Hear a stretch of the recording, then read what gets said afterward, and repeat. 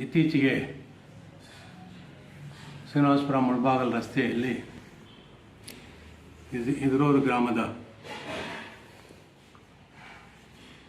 ಪ್ರದೇಶದಲ್ಲಿ ಕೈಗಾರಿಕಾ ಅಭಿವೃದ್ಧಿ ವಲಯ ಸರ್ಕಾರ ಒಂದು ಯೋಜನೆಯನ್ನು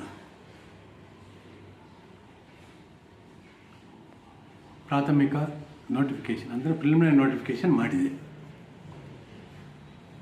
ಒಂದು 1270 ಎಕರೆ ಖಾಸಗಿ ಜಮೀನುಗಳು ಮತ್ತು ಅದರ ಜೊತೆ ಇರ್ತಕ್ಕಂಥ ಒಂದು 700 ಎಕರೆ ಸರ್ಕಾರಿ ಜಮೀನು, ಒಟ್ಟಿಗೆ 2000 ಎಕರೆದು ಕೈಗಾರಿಕಾ ವಲಯ ಅಭಿವೃದ್ಧಿ ಪ್ರದೇಶ ಮಾಡಬೇಕಂತ ಒಂದು ಪ್ರಿಲಿಮಿನರಿ ನೋಟಿಫಿಕೇಷನ್ ಮಾಡಿದೆ. ಈ ವಿಚಾರದಲ್ಲಿ ಆ ನೋಟಿಫಿಕೇಷನ್ ಆದಮೇಲೆ ಕೆಲವೊಂದು ಸರ್ವೆ ನಂಬರ್ಗಳು ಗ್ರಾಮದ ಪಕ್ಕ ಇರ್ತಕ್ಕಂಥ ಮನೆಗಳನ್ನು ಸಹ ಸೇರಿಕೊಂಡು, ಯಾಕೆಂತಂದರೆ ಗ್ರಾಮ ಠಾಣ ಬಿಟ್ಟು ಸ್ವಲ್ಪ ಹೊರಗಡೆ ಜನರು ರೈತರು ಏನು ಮನೆಗಳು ಕಟ್ಕೊಂಡಿದ್ದಾರೆ ಅವನ್ನು ಸಹ ಸೇರಿಸಿದ್ದಾರೆ. ಹಾಗಾಗಿ ಆ ಜಮೀನುಗಳೆಲ್ಲ ಹೋದರೆ ಆ ಮನೆಗಳು ಹೋಗ್ತದೆ ಅನ್ನೋ ಆತಂಕ ರೈತರಲ್ಲಿ ಮೂಡಿ ಅವರೆಲ್ಲ ಕೆಲವರು ನನ್ನನ್ನು ಸಂಪರ್ಕಿಸಿದರು. ಈ ವಿಚಾರದಲ್ಲಿ ರೈತರಿಗೆ ತೊಂದರೆ ಆಗಬಾರ್ದು, ಅವರಲ್ಲಿರೋ ಆತಂಕವನ್ನು ನಿವಾರಣೆ ಮಾಡಬೇಕಂತ ಅನ್ನೋ ಕಾರಣದಿಂದ ನಾನು ಶಾಸಕರನ್ನು ಮಾತಾಡಿ ಶಾಸಕರ ಜೊತೆ ಚರ್ಚೆ ಮಾಡಿ ಯಾವ ಕಾರಣಕ್ಕೂ ರೈತರಿಗೆ ತೊಂದರೆ ಆಗೋ ಥರ ಯೋಜನೆ ಹಾಕ್ಕೊಡ್ದು, ರೈತರಿಗೆ ಅನುಕೂಲ ಆಗಬೇಕು, ಆ ಭಾಗ ಅಭಿವೃದ್ಧಿ ಆಗಬೇಕು, ರೈತರಿಗೂ ಅನುಕೂಲ ಆಗಬೇಕು ಅನ್ನೋ ಒಂದು ಉದ್ದೇಶ ಇಟ್ಕೊಂಡು ಶಾಸಕರನ್ನ ಕರ್ಕೊಂಡು ಕಳೆದ ಶನಿವಾರ ಅಂದರೆ ಆಗಸ್ಟ್ 17ನೇ ತಾರೀಕು ನಾವು ರೈತರನ್ನ ಮಾತಾಡಲಿಕ್ಕೆ ಅಂತ ಆ ಗ್ರಾಮಕ್ಕೆ ಹೋದ್ವಿ. ರೈತರ ಸಂವಾದ ಏರ್ಪಡಿಸಲಾಗಿತ್ತು.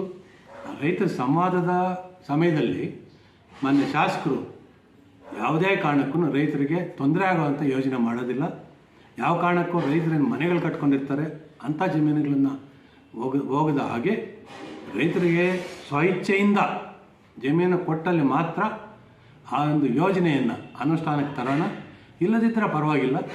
ಯಾಕೆಂತಂದರೆ ಈ ಭಾಗದಲ್ಲಿ ಈ ಕ್ಷೇತ್ರದಲ್ಲಿ ಇದುವರೆಗೂ ಕೃಷಿಯೇತರ ಚಟುವಟಿಕೆಗಳಿಗೆ ಒತ್ತು ಕೊಟ್ಟಿಲ್ಲ. ಕೃಷಿಯೇತರ ಚಟುವಟಿಕೆ ಒತ್ತು ಕೊಡದೇ ಇದ್ದರೆ ರೈತರು ಮುಂದಿನ ದಿನಗಳಲ್ಲಿ ಬದುಕೋದು ದುಸ್ತರ ಆಗುತ್ತೆ ಅನ್ನೋ ಒಂದು ಕಾರಣಕ್ಕೆ ಈ ಒಂದು ಯೋಜನೆಯನ್ನು ಶಾಸಕರು ಕೈಗೆತ್ತಿಕೊಂಡಿದ್ದಾರೆ. ಅದೇ ಪ್ರಕಾರ ಇಲ್ಲಿ ಲಕ್ಷ್ಮೀಪುರ ಮದನಪಲ್ಲಿ ರೋಡಲ್ಲಿ ಒಂದು 3000 ಎಕರೆ, ಇದೊಂದು 2000 ಎಕರೆ, ಒಟ್ಟು 5000 ಎಕರೆ ಈಗ ಒಂದು ಯೋಜನೆಯನ್ನು ಅವರು ಕೈಗೆತ್ತಿಕೊಂಡಿದ್ದಾರೆ. ಈಗಾಗಲೇ ಇದು ಪ್ರಾಥಮಿಕ ಹಂತವಾಗಿ ಶ್ರೀನಿವಾಸಪುರ ರಸ್ತೆಯಲ್ಲಿ 2000 ಎಕರೆದು ಪ್ರಿಲಿಮಿನರಿ ನೋಟಿಫಿಕೇಷನ್ ಆಗಿದೆ. ಈ ವಿಚಾರದಲ್ಲಿ ರೈತರ ಆತಂಕನ ನಿವಾರಣೆ ಮಾಡಲಿಕ್ಕೆ ಶಾಸಕರನ್ನ ಕರ್ಕೊಂಡು ನಾವು ಹೋಗಿದ್ವಲ್ಲಿ. ಅದೆಲ್ಲ ಮಾತಾಡಾದಮೇಲೆ ನಮಗಲ್ಲಿ ಗೊತ್ತಾಗಿದ್ದೇನಂತಂದ್ರೆ ಅದಕ್ಕೆ 4-5 ದಿವಸ ಮುಂಚಿತವಾಗಿ ನಮ್ಮ ಹಿರಿಯರಾದ ಮಾನ್ಯ NG ಬ್ಯಾಟಪ್ಪನವರ ನೇತೃತ್ವದಲ್ಲಿ ಅಲ್ಲಿ ಒಂದು 4-6 ಜನ ರೈತರು ಸೇರಿ ರೈತ ಹೋರಾಟ ಸಮಿತಿ ಅನ್ನೋ ಒಂದು ಬ್ಯಾನರ್ ಅಡಿಯಲ್ಲಿ ನಾವು ಈ ಒಂದು ಯೋಜನೆಯ ವಿರುದ್ಧ ಹೋರಾಡ್ತೇವೆ, ಈ ಯೋಜನೆಯನ್ನು ಇಲ್ಲಿ ಆಗಲಿಕ್ಕೆ ಬಿಡೋದಿಲ್ಲ ಅನ್ನೋ ಒಂದು ಧೋರಣೆಯಿಂದ ಮಾತಾಡಿದ್ದಾರೆ ಅಂತ ಕೆಲವರು ಹೇಳಿದರು.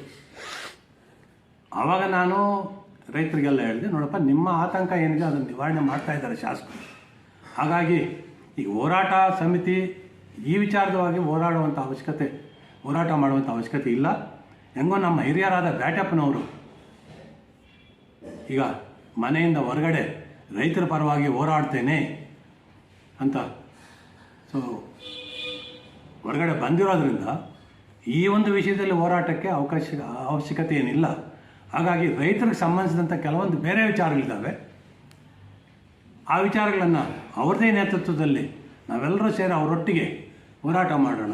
ಯಾವುದಂತಂದರೆ ಈಗ ಕೋಲಾರ ಮತ್ತು ಚಿಕ್ಕಬಳ್ಳಾಪುರ ಜಿಲ್ಲೆಯಲ್ಲಿ ರೈತರ ಜೀವನಾಡಿ ಆಗಿರ್ತಕ್ಕಂಥ ಸಹಕಾರಿ ಸಂಸ್ಥೆಗಳು, DCC ಬ್ಯಾಂಕ್ ಇರ್ಬೋದು, ಮಿಲ್ಕ್ ಯೂನಿಯನ್ ಇರ್ಬೋದು, ಇವು ಕೆಲವೊಂದು ಕಾರಣಗಳಿಂದ ಕಳೆದ DCC ಬ್ಯಾಂಕು ಕಳೆದ ಒಂದು ವರ್ಷದಿಂದ, ಮಿಲ್ಕ್ ಯೂನಿಯನ್ನು 6 ತಿಂಗಳಿಂದ ಆಡಳಿತ ಮಂಡಳಿ ಇಲ್ಲದೆ ಚುನಾವಣೆ ನಡೆಯಿದೆ, ದಿಕ್ಕಾಪಾಲಾಗಿದೆ.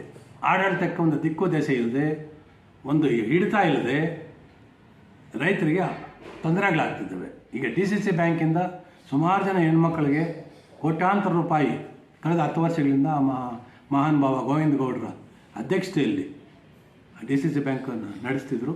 ಈಗ 1 ವರ್ಷದಿಂದ ಹೆಣ್ಮಕ್ಳಿಗೆ ಲೋನ್ ಇಲ್ಲ, ರೈತರಿಗೆ 1 ಲಕ್ಷ 2 ಲಕ್ಷ ಅಥವಾ 50,000 ಅರ್ಜೆಂಟಾಗಿ ಕೃಷಿ ಚಟುವಟಿಕೆಗಳಿಗೆ ಏನು ಒಂದು ಸೌಲಭ್ಯ ಇತ್ತು ಅದು ಇಲ್ಲ. ಇದನ್ನು ನಮ್ಮ ಹಿರಿಯರಾದ ಬ್ಯಾಟಪ್ಪನವ್ರು ಹೆಂಗೂ ಹೊರಗಡೆ ಬಂದಿರೋದ್ರಿಂದ ಅವ್ರ ನೇತೃತ್ವದಲ್ಲೇ ರೈತ ಹೋರಾಟ ಸಮಿತಿಯ ಅಡಿಯಲ್ಲೇ ಒಂದು ಹೋರಾಟ ಮಾಡೋಣ, ಅವ್ರು ಬಂದಿರೋದು ಖುಷಿ ಆಗುತ್ತೆ ನಮಗೆ ಅಂತ ನಾನು ಹೇಳಿದ್ದು ನಿಜ. ಅದರ ಜೊತೆಗೆ ನಾನು 2000